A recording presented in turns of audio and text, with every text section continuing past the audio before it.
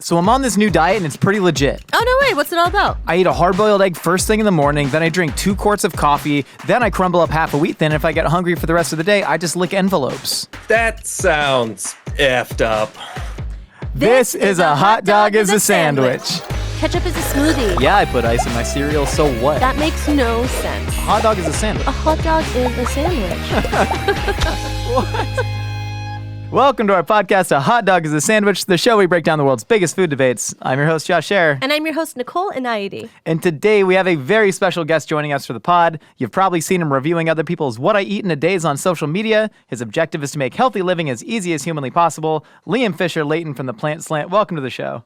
I am so happy to be here. I'm a mythical everything. I have been a mythical fan for years. Mythical, the like conglomerate. What are we? What is mythical? It kind of makes you sound evil. Production entertainment business company, I guess. I like Dark Empire. No, that's kind of nice. It ropes people in. Talking about roping people in. If we're talking fad diets, that's all about roping people in. My favorite fad diet is enveloping. I've been doing it for the last 3 months. It's really curbs your cravings once you start getting that feeling on your tongue. Have you seen that Seinfeld episode? The licking. Do you know what I'm talking about, Liam? I love Seinfeld, and I don't know what you're talking about. Gosh. I'm very upset about that. It's George's fiance. She's literally licking the envelopes for her wedding, and she dies because of it. Exactly. Right? Not to spoil the Seinfeld. Oh my God! For you. I've never seen a single Seinfeld episode. How did she die? From licking the toxic glue off of the envelopes. So don't do it too much. We do not officially condone enveloping. But no, Liam, the reason, we love your content. The reason I love it specifically is that I think health and nutrition is a lot easier than people think it is. And there's a lot of people trying to cloud your judgment on that because likely they want to sell you something. So we're going to go through the worst and weirdest fad diets and rank them in terms of efficacy today. You think we can do that? I love this idea. I love fad diets. No one should do them. They're awful. But studying them is very fun. The basics are boring. Eat your fruits and vegetables. Come on, give me something I can work with here. Super boring. What are your personal favorites right off the bat? Okay, so I kind of want to. When would you think fad diets start? Let me ask you. When do you think? Do you have a specific fad diet or a year that you're like, I think this is when fad diets started? When did women start corsetting? Because that's probably when it started. I don't know exactly. I know they use whale bones. That's about all I remember from that. I feel like it's whenever women started corsetting. I think fad diets kind of were roped in there, like you said. I think that they were more conscious about how small their waist was. So they would probably eat a little bit differently, especially people of higher upper crust people. They probably had more, not restrictions, I would say, but their diets would be geared towards whatever their girlfriends were eating or their moms were eating or whatever the newest en vogue thing was. Yeah. I would go back to Fletcherism in the 1800s. I know there was the Grahamites the Graham with Sylvester guy, Graham, but that was a lot more religiously motivated in certain ways, whereas Fletcherism, which is where you would, I believe, chew your food something like 85 times per bite while you're eating. To me, that's what I would call the OG fad diet. But what do you have? So you brought up Graham. I would personally say Graham kind of introduced people into the fad diet with his. So basically, Graham was a clergyman, and he believed that animal products led to increased lust, which is obviously terrible. We want to get rid of that, right? He also didn't believe in spices. He believed in eating a very bland diet, and he warned about the dangers of processed flour. So he decided to make his own flour. He called Graham flour. And out of that flour, he decided to make a cracker. Have any of you ever heard of this cracker that Graham might have made? Sounds very foreign. It increases my lust, but yeah, I have heard Graham of it. crackers increase your lust? Yeah, well, sounds hot to try. Sounds like Graham that is really because they screwed that taste one up. delicious now.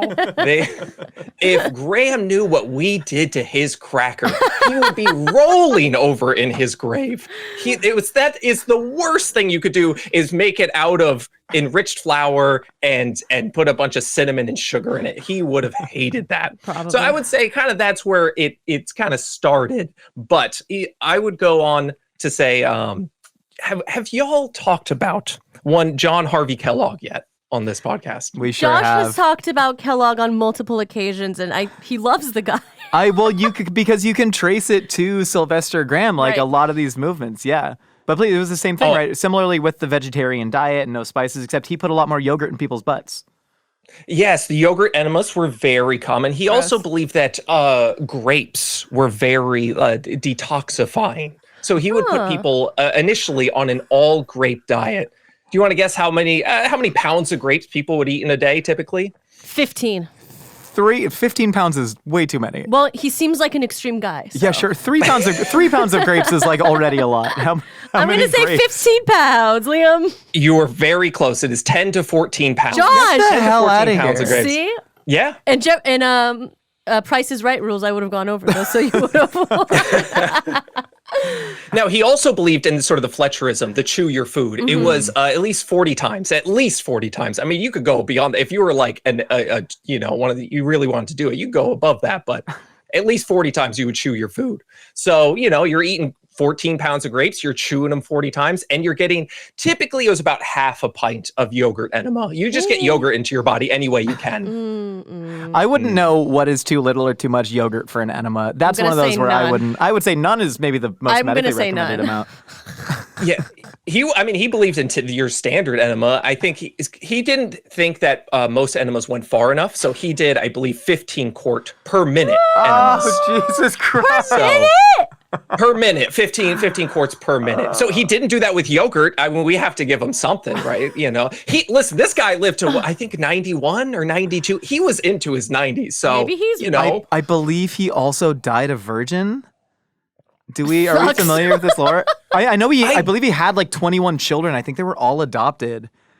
And that was normal back then. You just did that. You just did what? You Adopted kids? 21 children? No, you lived like these insane lifestyles that were foretold to you by God. And like the funny thing about all these fad diets is I think there is always some element of truth, right? And like if you look back into even down to his weird thing about like spices causing lascivious thoughts, like that kind of comes down to like the early forms of the temperance movement, right? Okay. Where it was like never get your no drugs, no alcohol, no caffeine, all this stuff. And he was like, just one slight step further.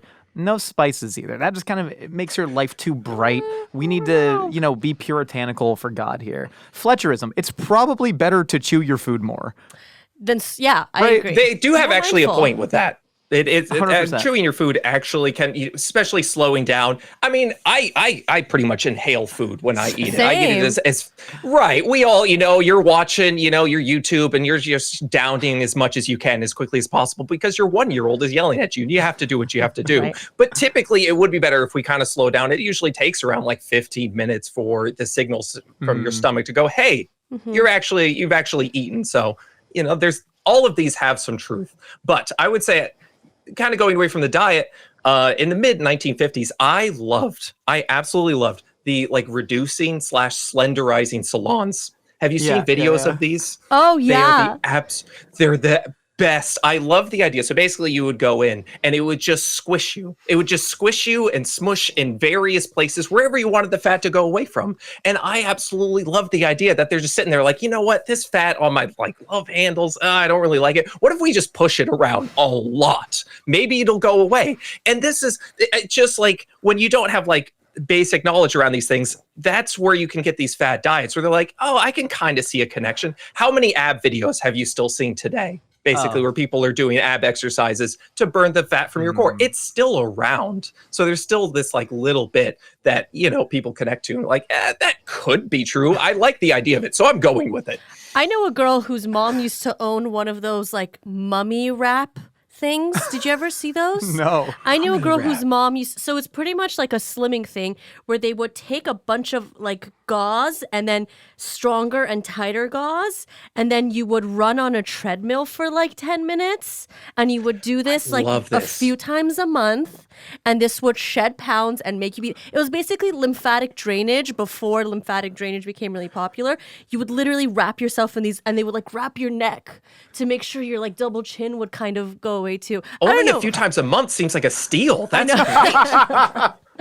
You don't have to do this every day? No. I can do anything a few times a month. It reminds me of those slimming clinics where you could just put your arm fat on like a machine and It just jiggles you? It would just jiggle you. Yeah, similar to that. That's what these like slenderizing salons were. And I love that so much. It's so great. And then after like kind of around the same time, that's when the grapefruit diet came around. Yeah. I'm sure we've all kind of heard the grapefruit diet, right? Basically, you would have a grapefruit before or with every meal. And it's not that crazy. Like grapefruit's filled with, water and fiber. You could put it as many things though. The apple diet, the watermelon diet, who cares? You're just eating a piece of fruit that's pretty filling with your meals. It's not that crazy. Yeah, I wonder why they chose grapefruit out of all of the citrus I think fruits. you couldn't choose a good tasting fruit. You know what I mean? It's just pick one that kind of tastes a little gross to a lot of people. That way, they're not going to eat a whole bunch of it. Yeah, that almost signals that you're doing something good for yourself. If it tastes a little bitter and bad, then because grapefruits still have like a fair amount of sugar in them. That's what I'm saying. Grapefruit juice has the worst ratio of like good taste to sugar in it. I love grapefruit juice. My mom tells me I can't drink it because it's bad for my blood pressure, but I'm like, shut up, Mom. But I think the hyper masculine equivalent of that is like dry scooping protein or pre-workout. Pre-workout, yeah. You just think you're doing something cool by making it feel bad. It's like, no, you don't need to introduce pain into your life. 100%. I love people that creme brulee their grapefruits because they know how to live. You know what I mean? Like that guy knows how to live his life. Have you ever seen a grapefruit spoon?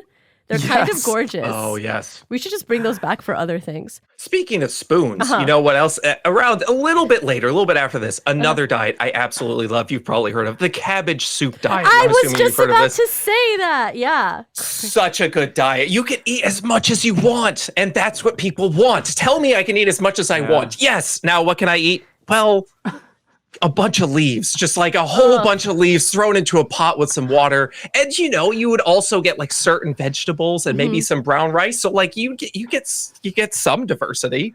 Gosh, there's soup diet. There's a part of me that like very deeply believes in the human condition. And even going back thousands of years, like something would not have existed and stood the test of time if it didn't cause some benefit. So like you said, with the grapefruit diet, it's like, well, yeah, of course, you're getting some water and fiber in you before a meal. That makes a little bit of sense. But everything always ends up like going towards this extreme.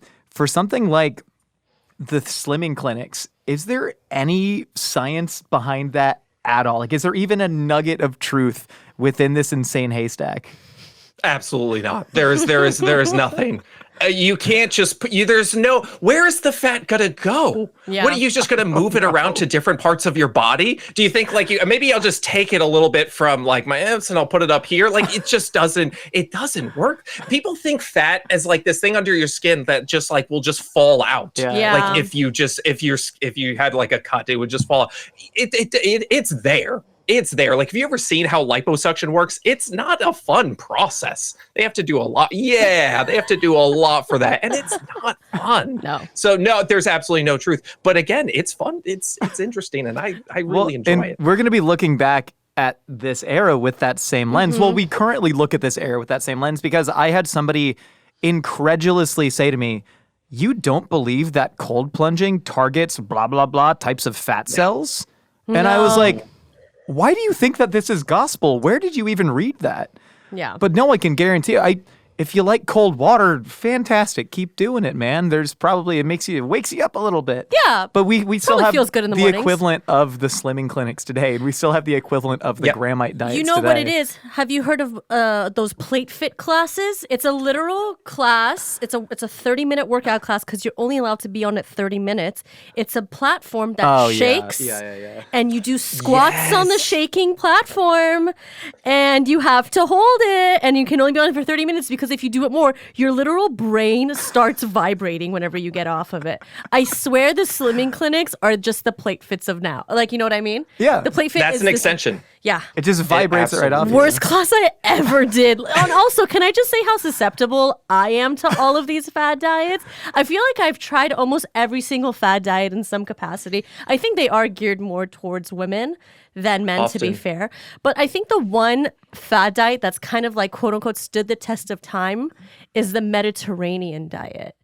Like, I've seen the Mediterranean diet find different ebbs and flows throughout the years, but it's always been like fresh seafood using olive oil, like fresh vegetables, a little bit less carbohydrates than the average like meal. But that's the one I feel like it was a fad, but it's still like in 2025 has legs. When it comes to like diets, so like fad diet versus like, what are you looking at? What is the definition of a fad diet? Yeah. The Mediterranean diet of all the diets is certainly one of the healthier ones, the more balanced ones. Anything that's like, hey, yes, you can have fruits and vegetables and legumes and nuts and seeds. Usually that's pretty good. It's the ones that, can we get into my favorite fad diet ever?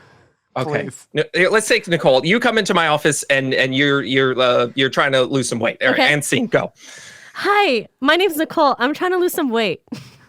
Oh, I have the diet for you. You have probably been told that you need to eat fruits and vegetables and reduce your sugar and stuff like that, right? Yeah, so much. Oh, what if I told you you could eat cookies all day long and lose weight? I would love that. Where do I sign up? Oh, right here. Would you like a little, initial plan of what your day would look like during the weight loss period of the cookie diet? I think that would make sense before I sign on the dotted line. Okay. Sure. Well, maybe I shouldn't have told you, but I'm going to do it anyway. Okay. So for breakfast, you'd wake up and you'd have 2 cookies. Then you'd have morning tea and you'd have a cookie. A snack would be a cookie. Lunch, 2 cookies. Afternoon tea, a cookie. Snack, a cookie. And then dinner, can you guess what dinner is? Cookie. No, it's 250 grams of lean meat or fish and vegetables. This was very simple. And then a snack, you'd have another cookie. So the cookie diet was created by Dr. Siegel, and he was a bariatric physician. So I love that. Already you've got some oomph behind it. Like, he's a bariatric physician. He should definitely know this sort of thing. And he created these cookies that were all like 52.5 to 60 calories. So I can't imagine they would have tasted good. They must have tasted terrible.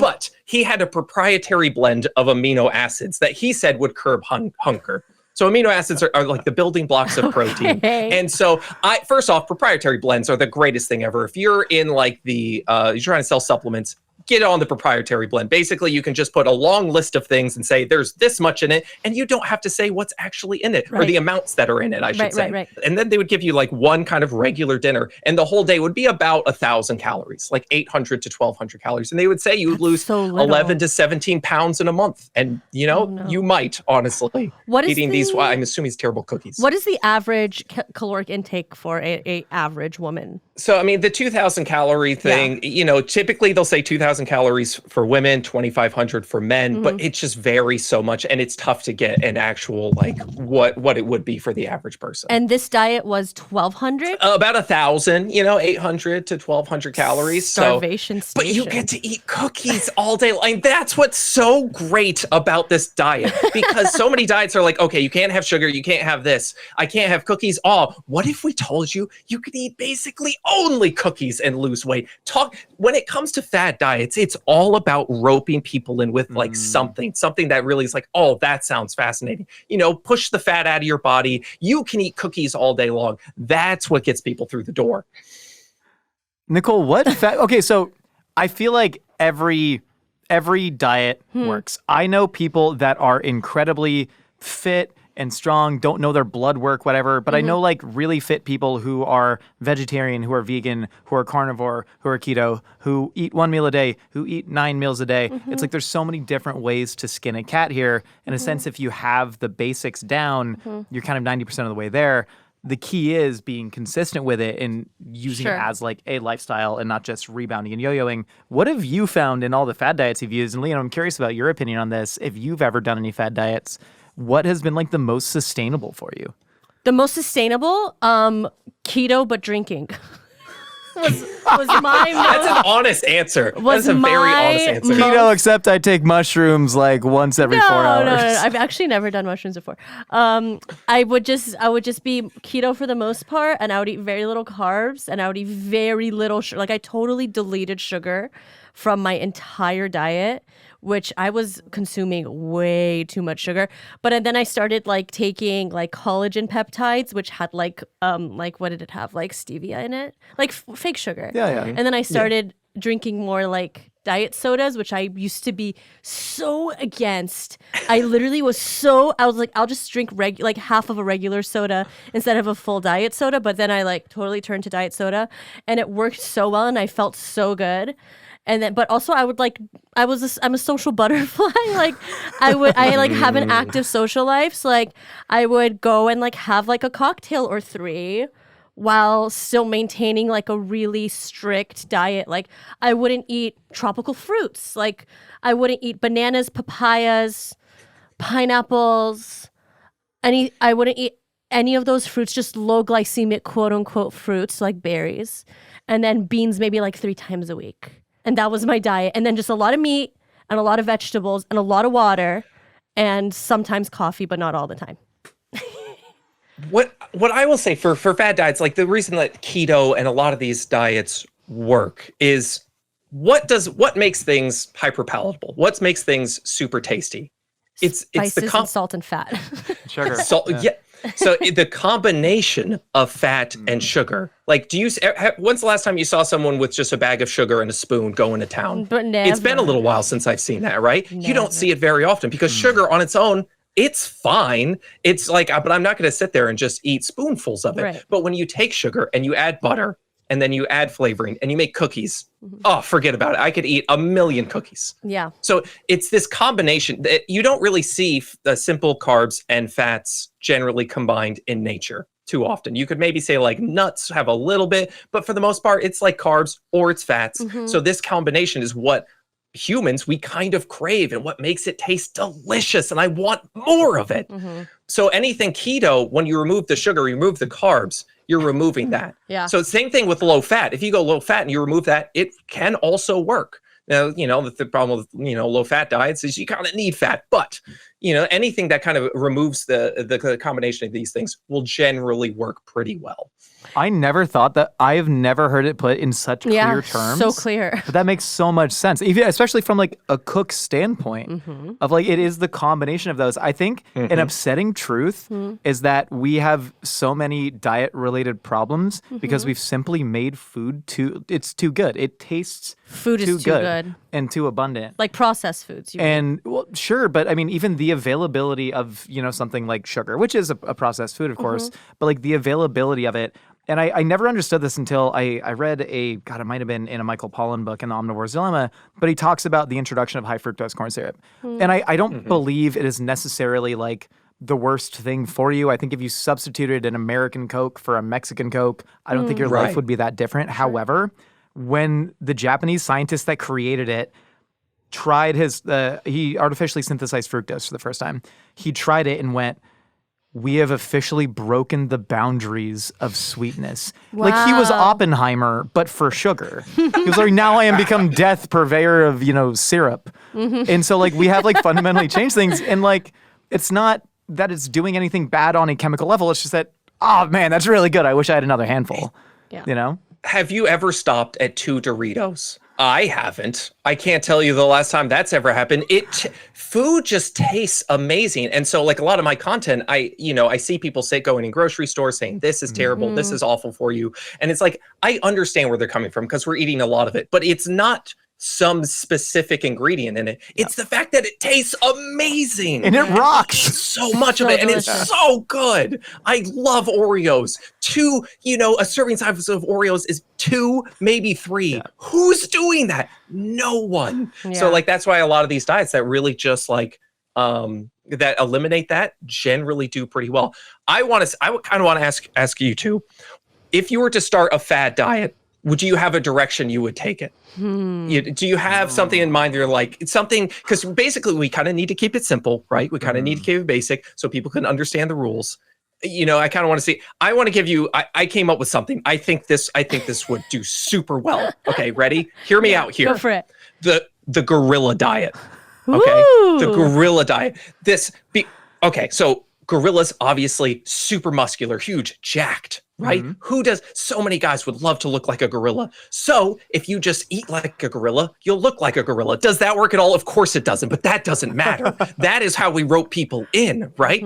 Now there's problems with it in that like an adult male gorilla can eat 40 to 45 pounds of vegetation per day. That's a little bit of an issue, but here's how we get around it. We lie. We just lie about it. Okay? All right. So we can have them kind of eat whatever they want. But again, we just kind of need to get rid of this combination of like fats and carbs, right? We need to lower the processed foods. So we just say you eat, fruits and vegetables, which is like what mostly, a gorilla would eat. And then like protein. Now they pretty much just eat bugs for protein, but we'll let people eat whatever they want. I feel like we won't be able to rope people in with bug eating. Maybe if they're super serious. Yeah, we're not quite at the bug stage yet. Give it a few years. Let's see what happens. But right now I say we just let them eat whatever protein they want. And I think people would be all in on the gorilla diet, especially with this whole like trend now of like, can 100 humans beat up a gorilla? I don't know if you've seen this going on around. We need to launch now. Yeah. So like, that's what I'm saying. We get it out there now. People are like, oh, I need to be the gorilla beating up 100 humans. So eat like gorilla, be like gorilla. That's my pitch. That's incredible. We're just going to go in with you, man. 3 weeks. Awesome. Wait, no, I have. I have mine. Hear me out. This was inspired by my own diet, which I've actually come to like really, really love. My general diet and lifestyle choices. I feel like I'm at the point where I can ride this out forever and be pretty happy. That's awesome. But I call it, we need to not brand it with another company, but I call it the Tom's model. Oh, like the shoes. You guys remember the Tom's shoes? Okay. Yeah. It's buy like the shoes and then they give the shoes to someone else. It's one for you, it's one for them. For me, I have a perfect split down the middle of just half lean protein and vegetables meals. And that includes whey protein and fruit in the morning. Okay. And then half whatever I want. And so if you just fully cut it in half, because it's simple, it's easy to explain. Yeah. Because you couldn't actually just say like, what is I believe Marion Nestle said, nutrition science hasn't changed since World War II. It's all just been eat food, not too much, mostly plants, but that doesn't sell you anything. So you need to have some sort of easy pitch. Sure. And so I think it's the Tom's model. It's just half your meals are just, 250 grams of lean protein and vegetables. Okay. Or fruit in like, whey or yogurt. Okay. And then the rest go nuts. But put yourself in like put on an 8-minute timer for those meals. It's like the purge.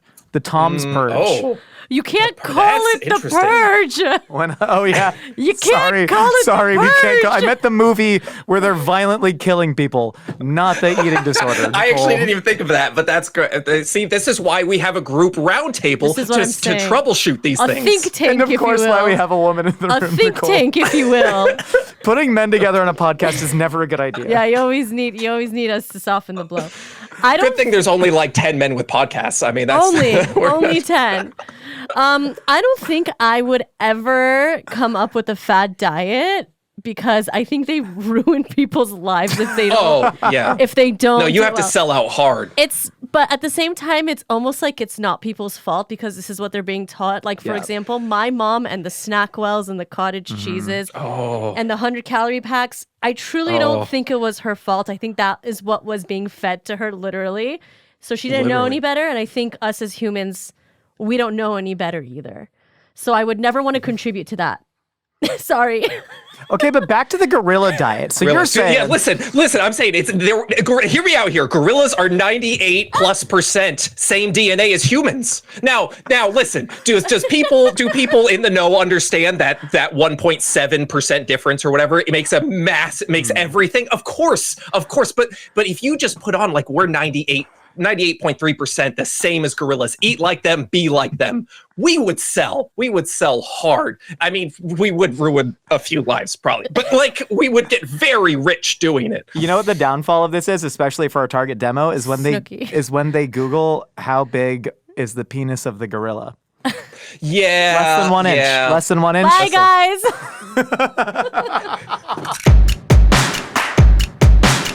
All right, Nicole and Liam, we've heard what you and I have to say. Now it's time to find out what other wacky ideas are rattling out there in the universe. It's time for a segment we call Opinions Are Like Casseroles.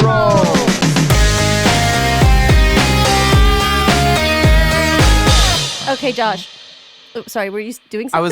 I was Scatting? I was scatting the music that For someone who hasn't watched Seinfeld, you just did the Seinfeld thing. You literally said you did the bass line from Seinfeld. I also can't keep any like melodies in my head, so I don't know what things sound like. I'm like rhythm blind. What the All music sounds the same to me. That's why I only listen to the loudest kinds. Oh my God. So before we get into our opinions on casseroles, we're going to rate, actually Liam is going to rate the worst diets in the world on a scale of 1 to 10. Liam, are you ready? I think in general people like me, and after this, I feel like that's gonna change real hard. But like YOLO as the kids don't say that anymore, as they used to say. We're YOLO. not kids. I'm like 31, so whatever. Okay, so let's start off with Atkins, the Atkins diet. What do you rate that? I for me, it's kind of middle of the road. It's like a 5. If you really enjoy low carb, and there's many people that do like low carb, it's great for them. I think I would die without carbohydrates. They are in my blood, literally. Okay, raw vegan. 2. Listen, the vegan diet I think can be very great. Raw, not cooking your food is rough. That's so rough. I don't want to give it a 1, but I'll give it a 2. I'll bump it up. Weight Watchers or point systems. The points, really, they just change calories for points. So like if you like points, then that works for you. I'll give it another 5. It's fine. Carnivore or animal based. I'm going to say it's the same for me as raw vegan. It's a 2. I don't want to give it a 1 because in very select situations, I think it can be useful, but otherwise we'll give it a 2. OMAD. 1 meal a day. Only 1 meal a day. Some people love that. I don't know how they function without food the rest of the day. But if you do, that's so awesome. I'll give it, no, I don't want to give it a 5. I don't even want to give it a 5. I'll give it a 4. How about a 4? Let's go with that. Intermittent fasting. Intermittent fasting is everything. Autophagy. Sorry, I can't help myself with that. Intermittent fasting, again, some people really love it. And when you only do like the 8-hour window, at least it's better than OMAD. So I'll go 6.5. Slim fast. Oh, is the drinks and everything? Or like a meal replacement thing. I'll give it a 5. And finally, fruitarianism. Okay, I believe they do get some nuts, I think, and I'm really stretching. I'm trying so hard for the people that like these diets, but you're tying my hands here. What do I do? Do I give it a 3 because there's 2 food groups as opposed to like carnivore that's only, I guess they have to. No, I'll give it a 2 as well. Let's just give them all a 2. Well done. Give him a round of applause. Bravo. That's tough. That was tough. You honestly did a great job. I made so many people probably mad, but oh well. A balanced diet. That is what I recommend, and that is what I love. That's the right thing. I'm sorry for promoting that. It's tough. I remember the first time somebody described intermittent fasting, they're like, I only eat from noon to 8. I was like, oh, you're just skipping breakfast. Yeah, that's okay. That's a lot of people do that. That's fine. Cool for you for using Latin words, though. Intermittent. No, we all get busy. Okay, Josh, hit us with the first opinion about diet culture. We're going to read our fans' opinions about diet culture, and this one's special to me because I've lived it. Red Bull and cigarettes is the absolute best way to start your day. Low calorie, curbs your hunger until lunch, and keeps your mind sharp. They call this intermittent fasting in the biz. Liam? Mind sharp. I'll give it. Yeah, you would probably be. You'd get some stimulants. It has stimulants, and I really enjoy those. Clearly, I've been yelling this entire time. So I'll give it that. Let's maybe not. Lung cancer and stuff. There might be a few downsides, but I do like the stimulant part of it. This reminds me. Have you ever seen like Nick Kroll pretend to be European? He's like, yes. For breakfast, we have a bar of chocolate, and then we have cigarette, and then we have another bar of chocolate, and then another cigarette. That's for lunch, something super light, like a bowl of heavy cream and a cigarette. Like, that's literally that. This was, okay, so after me and all of my roommates, we were all Division I shot put discus hammer throwers in college, and we were all like, carrying extra weight because we needed that for our sport. And we all decided to do a little weight loss competition immediately when our senior season ended. And Speaking of fad diets, we were also just poor, and so we adopted the cigarette and almond diet, where we would just smoke cigarettes and eat almonds to curb our cravings. Wow. To see how much weight we could lose. And I will never forget the moment. I think I went anemic. Because I was benching like 50% of, not even 50, it was like 40% of my max, and I got pinned underneath 135 pounds. No one was there spotting you? At the suit. No, I didn't think I needed a spot. It was 135. I was losing weight so rapidly and so lightheaded from the cigarettes. I don't smoke anymore. Is that all you ate? It's just almonds and that's it? And then like some leftovers from the catering company that we all worked at. But it was, I mean, we must have been eating. Yes, such low calorie. And the I don't think we're going to be able to sell this fad diet, Josh. I'm sorry. We can try, but it's not going to. So almond mom. I won the weight lift. Literal almond mom. I won the weight loss competition. I do not recommend this. College was a crazy time. Okay, I have one. Anna Dion 94 says all salads are healthy. I don't care what you put on it. Fried chicken, ranch dressing, etc. If it's on a salad, it's healthy because I'm eating it on a base of raw vegetables. So what I talk about a lot on my channel is just like adding, not restricting, right? I love that mentality. Yeah. I love adding to things.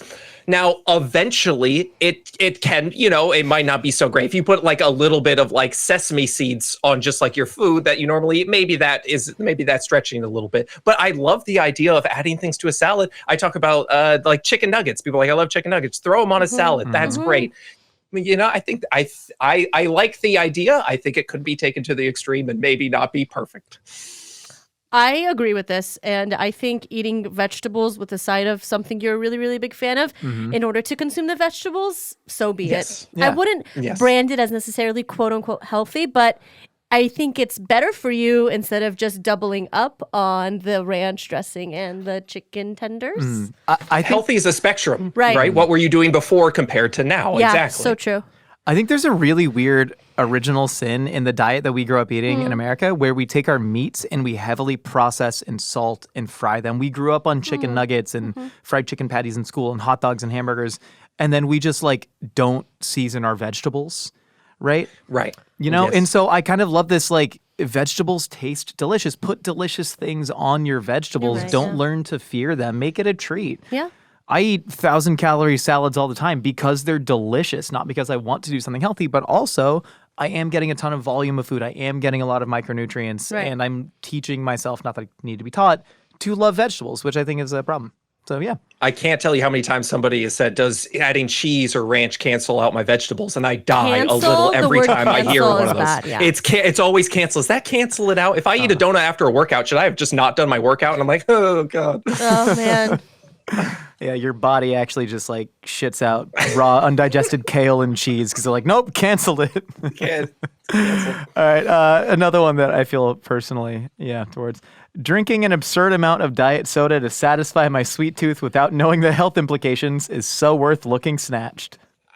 Look, I will say diet soda gets a horrible rap. And, aspartame is this terrible thing. The amount we always say in the biz, the dose makes the poison. I got that tattooed on my arm. It's that's Paracelsus, the father of toxicology. The dose makes the poison. In order for aspartame to potentially, and I say potentially, be an issue, if you're 200 pounds, you'd have to drink around 19, 20 cans of Diet Coke a day. And that's even getting to like the ADIs, which is the acceptable daily intake, which is set to be very safe. Like it's very low. It's like 100 times lower than the amount shown to cause adverse effects in animal studies, or below the amount that's shown to cause adverse effects in animal studies. And even to get to that, again, you'd have to drink like 19, 20 cans of diet soda a day. Now, I'm not telling you to get all your liquids from diet soda. I think you should drink other things, but it's totally. Sorry, I'm speaking to myself too. I drink coffee, and so it's totally fine if you're someone who likes a diet soda. Don't let people tell you can't have it. That's what I'm just trying to get at.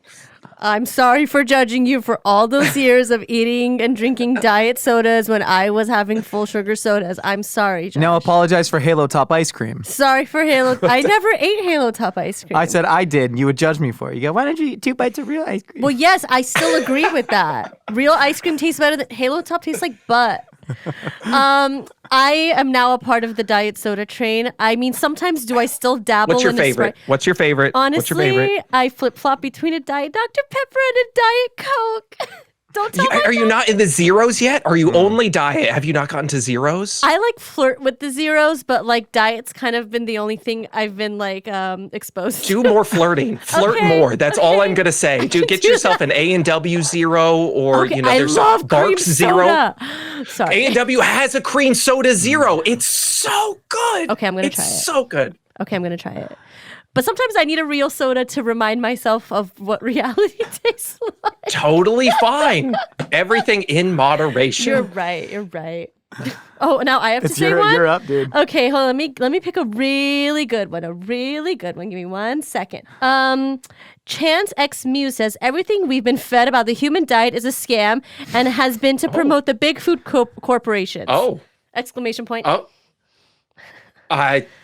I don't think we have enough time left for me to really get into the weeds on what that all really means.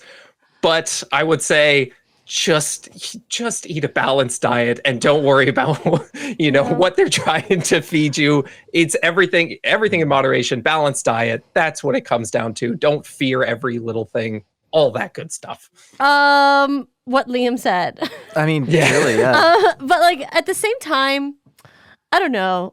Sometimes I imagine that like corporations, do they want to make a buck? Of course, obviously. But I do believe there's like some people that work in the corporations that do want to benefit human life. I don't know. Maybe I'm just being a positive Polly instead of I negative think corporations Nancy. want to make money no matter what. Yeah. Just as long as they just make it they make our food as tasty as we possibly can, and that makes us more money, whatever that entails. Yeah, in I the think health that's what and they do. wellness sector, though, I do imagine that there's people in that sector that do want people's lives to be benefited with the foods that they're creating. But maybe, again, I'm just being a toxic positivity person. And then I think they get really depressed when they find out how a corporation works. Actually, maybe Marion Nestle wrote about this in her book Food Politics, where she said she would have executives from these companies who got into it from things like Kraft Heinz or whatever, who would come up to her and say, I got into this business because I wanted to make like healthier food for people. And then I started getting the pressure of we need 10% increased profit every single year. And people can't keep consuming 10% more calories every year or spending 10% more money, and realizing that the system overwhelms the individual, which is sort of how this all functions. But that said, you can exit the matrix. Eat a salad. Eat a salad. Put some cheese on it. Like, just, you know what I mean? Eat a salad. Throw some chicken nuggets on there if that's what makes it taste better. It works. That's brought to you by Purdue Chicken Farms. I think they'll be in on it. They'll be fine with that. Let's get that Purdue money. Liam, this was such an absolute treat, really man. was. I can't thank you enough. It's been a long time coming, and I had a blast with you.